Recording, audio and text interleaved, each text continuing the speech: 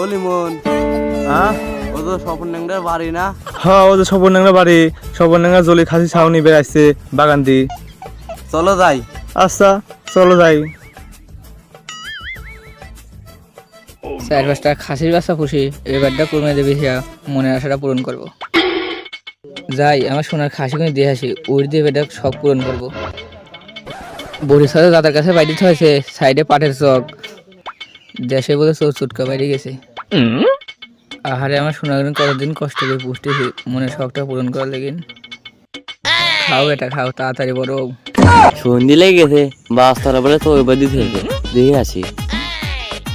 কিরে, বাস্তরা তো তোর বাড়ি ছিলাম, তুই কই? তোকে ছিলে নিয়ে গেছে? আরে আমার শখে তুই প্রতিদিন ডিম খেতাম, কি চুরি করে নিয়ে গেছে। কালকে আমি মরা করে ভিতরে বিষ শিল মারবো। যাই, বোর কাছ কই গিন মুরগি চুরি করতে শিল। ও লিমন, এই সকল ন্যাংরার বড়ি দেখতেছি রাস্তার কাছে বাইরে বাদু সন্ধি লাগল নিয়ে চলে যাবো নে।